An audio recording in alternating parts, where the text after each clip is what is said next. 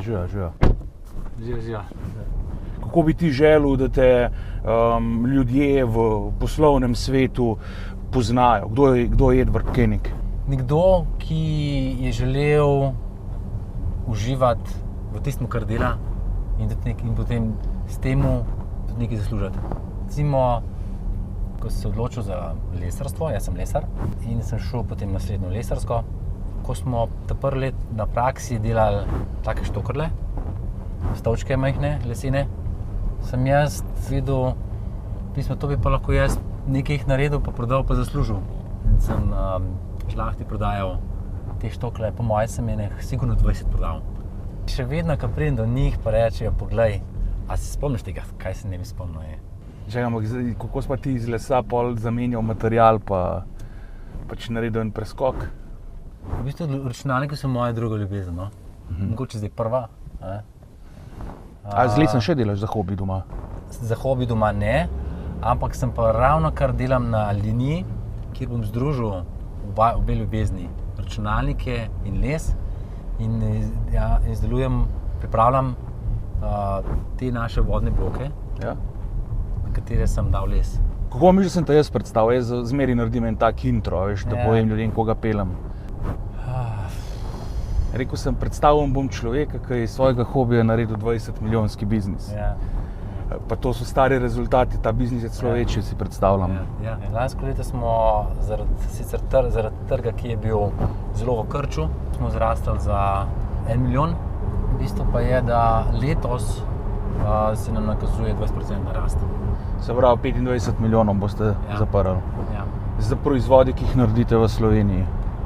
Večinoma. Pa nekaj na Kitajskem, kje? Večinoma. Kaj pravzaprav dela tvoje podjetje? Kaj je glavni izdelek? Vodno hlajenje za računalnike. Bistvo vodnega hlajenja je, da seveda pohladi računalniške komponente, ki se segrevajo, ki se grejejo in voda to naredi na bolj učinkovit način. Hočeš povedati, da bojo v prihodnosti vsi računalniki vodno hlajeni? Vodno hlajenje prihaja v mainstream. To je predvsem za tiste, ki res rabijo veliko računsko moč. Grafični oblikovalci, renderji, 3D oblikovalci. V glavnem, gamerji so bili kupci. Ja, gamerji. Imamo tudi že podjetje, za katerega smo razvili poseben dizajn, da dajo na svoj hardware in potem ta hardware prodajajo v kompletu. Se pravi, to nek OEM prodajaš? Ne, OEM ne. To je pa tudi ena zelo zanimiva zadeva, ne? Od vsega začetka nobenega izdelka nismo naredili OEM. Ampak od začetka si v bistvu delal sestavne dele za to, da je nekdo vzpostavil vodno hlajenje. Se pravi, v bistvu si takim, ki so imeli isti hobi, kot ti, prodajal nekaj, da so oni bili lahko približno tako dobri, kot ti z nekim končnim izdelkom. Ali kaj jih je drivalo? To verjetno? Tišina, performance, lahko so navijali, pa izgled. Se pravi, investirajo ljudje v vodno hlajenje, da njihov računalnik lepše izgleda. Se pravi, to je neke vrste luxury business. Ja, in to je zdaj že umetnost ratala, res. A imate tukaj tudi sezonske mode pol?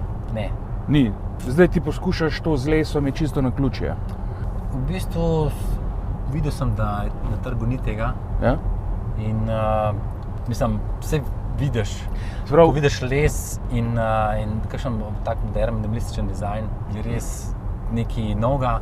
In je bilo recimo lansko leto zanimivo, je prišel korejski reseller k nam na sejem, na štand, v Svit. In ko je videl lesene bloke, je vse ostalo pozabil. Rekel, sploh ne bom več hodil po celem sejmu, tukaj imaš nagrado, najboljši izdelek na sejmu. Compotex 2018. Za voden blok v lesu? Verjetno nisi edini, ki je to delal v tistem trenutku, ko si začel. Jaz pravim mi, zato ker mi ne bi brez ekipe uspelo. Razumem. Hvala Bogu, imamo res fantastično ekipo. Na začetku je sicer bil pač amaterski dizajn, ampak sem vedno probal narediti izdelek, da lepo izgleda. In potem z leti smo prišli potem do 6 let nazaj, ko smo se pa res osredotočili, zdaj pa moramo res nekaj celostno narediti. In smo takrat predstavili ta prvi dizajn in od takrat naprej je res šlo samo še na gor. A drugače, vedno ste sami oblikovali izdelke? Na začetku, tam do leta 2013 ali 2012, rekel, smo vse sami delali. Potem pa smo videli pač, da ne gre, ne? In tudi pač Gorenje in Ferrari in ostali imajo druge oblikovalce in to čisto nekaj normalnega, ne? Pač na začetku sem mislil, no pa nekomu plačevali, pa ne bomo mi, ampak lej, tukaj vseh teh dizajnih, kar smo mi dali ven, smo mi, ne? Dejansko smo skupaj to naredili, ne? In lansko leto smo po 5 letih nov dizajn štartali, ki se je res dober.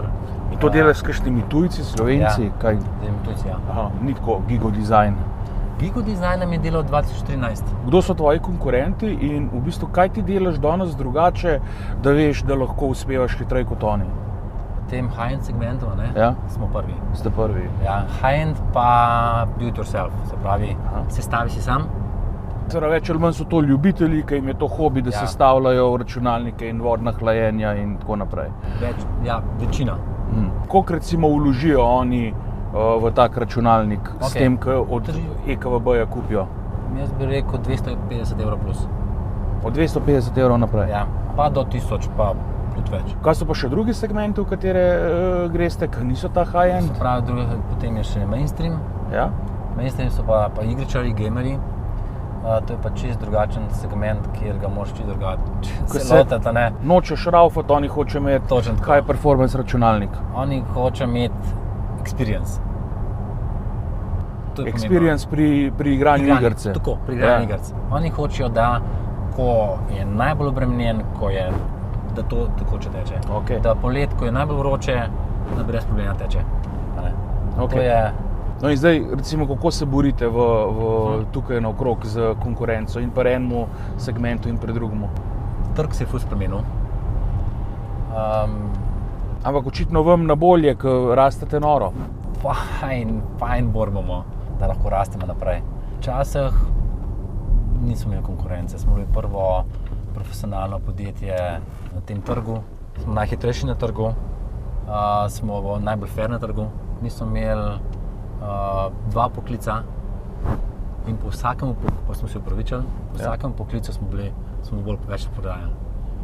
So prav komentarji bili, podjetje spoznaš v slabih časih. In mi smo se upravičili, smo popravili napako in od takrat naprej še boljš. Pa so zvesti, ne? Loyal, taki skozi. Kaj pa, ko je prišel ta drug, lahko rečemo spodnji segment za gamerje? To smo štartali lansko leto oktobra. To je pa to dejansko plug and play. Kupaš računalnik, ki je vodno hlajen z komponentami custom loopa, čudovito izgleda, preverjanje in tudi za cenovno res ne... To je bil zdaj en unboxing, ki sem ga gledal na YouTubeu. Točno to. Ne, sem mislil, da so še tako, da za tiste, ki so nekje vmes, ki bi pa mogoče sestavljeno vodno hlajenje kupili. V bistvu v temu ni konkurence, ker vsi, ki sestavljajo računalnike z custom loop izdelki, nabijajo nore marže. Mi smo pa uporabili kot prvo cenovno ugoden material aluminij. Kaj pa je drugače bil? Rečejo bakar. Ja. In je težji, in je dražji. In mi smo s tem prišli noter res kot disturbing, kjer lahko dejansko za tako ceno kupec ima res noro dober računalnik in noro dober izgleda. Ja, razumem. Jaz imam feeling, da se računalnikov vedno manj kup, vedno več je prenosnikov, ali pa je to napačna percepcija moja, ali je... Ja, gre v to, ampak s tem, da office računalniki padajo, gamerski pa raste. Gamerski pa še vedno raste. High-end pa še vedno raste. Se pravi, ni tako, da je pa tam PlayStation, pa te igralne konzole, da so pobrale? Ne. Ker to je čist nek drug rang. Ampak tako si predstavljam, da rast v tem področju, ki se ga zdaj gresta, ne more biti neomejena. Nekje se bo pač ustavila. Razmišljate, da bi se vodno hladili še kaj drugega? Velik demand je zdaj iz avtomobilske industrije. Kaj pa se bo to samovozeče vozila. Tam bo veliko procesorske moči. Te se bo vse pregrevalo, ali kako? Tam, ja, vse se bo pregrevalo in tam je kar challenge drugače, ne. Ampak tam je verjetno drugač biznis, tam morate postati razvojni partner enega, ki dela avtomobile. Ja. Začeli smo tako, da smo 2 leti, 3 leta nazaj za Nvidio pohladili računalnik, ki se prodaja za $70,000, desktop super računalnik za AI razvijalce, za simulacije in oni so nas vzeli, Nvidia, ki je milijarde in bi rekla, mi želimo, verjamemo v vas, ampak morate vedeti, da ste vi najmanjše podjetje. S katerimi sodelujejo? Daleč najmanjše, s katerimi sodelujejo. Koliko imate vi zaposlenih zdaj v podjetju? Tam okrog 120. R&D 20, marketing, pridno raste, 10 plus, bi rekel. Še ne vem, zdaj ne vem, koliko točno. Ja, razumem. Non-stop iščemo nove, ker ne moramo se izfolgati. A imaš ti mogoče tako kakšnega vzornika ali pa kakšno podjetje, ki mu slediš pa gledaš skozi kaj delajo? Itak z vseh strani nas bombardirajo s tem Appleom, ne? Ja. Meni se ti fascinantno seveda kaj naredil. Ni pa on daleč ni moj tip, ne? Ker on je bil grob do svojih, on je pušal naprej, ne. Kot Jobs, kot sodelavc. Ja, tako ja. Kaj bi rekel, da je bil nek tak game changing mejnik v tvoji karieri? Najbolj je bilo to, da sem kot inženir odstopil vodenje podjetja nekomu, ki to lahko dela bolje kot jaz in lahko se jaz posvečam stvarem tisto, kar uživam, ne. To je ena stvar, druga stvar je pa ta, da se pravi, da sem že na začetku prepoznal to, da sem jaz konec koncev inženir in nimam dovolj znanja in sem dobil pomoč izkušenega business developerja, ki je pač prevzel ta del. Matjaž Krčja, ki mi je v bistvu vsem začetku vse skupaj gradila to. In jaz vidim, da bi failal, če ga ne bi bilo velikokrat in da tudi podjetje ne bi bilo takšno, kot je, če ne bi bilo njega. Kaj se ti zdi vrhunski izdelek? Asociacija. To, da ko ga kupec dobi v roke, da reče wow in da deluje. Kaj pa je vrhunski marketing zate? Jaz bi rekel še vedno Apple. Apple? Ja. Okay. Kaj pa zadovoljna stranka? Kaj pa zate asociacija na zadovoljno stranko? Da ko kupi izdelek, da ga ne slišim več, dokler ne naroči ponovno. Tak, ki se vrača. Ja. Si predstavljam, da glede na to, da si tako founder podjetja, da Dream Business je EKVB zate? Absolutno. Sicer nikoli nisem mislil, da bo prišlo do take velikosti in to se včasih mi tudi scary pač. A se ti zdi, da smo v srečo? Ali da ste bili dobri? Vse. Moraš imeti srečo z ljudmi, z partnerji, z vsemi.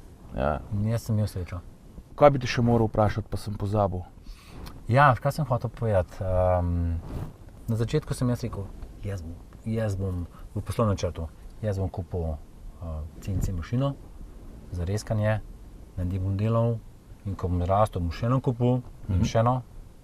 A potem mi Matjaž rekel, dobi nekoga, za katerega je reskanje core kompetenca, ti se posveti razvoju podjetja, razvoju izdelkov in ne on dela svoje, pa zasluži in ti delaj svoje in zasluži svoje.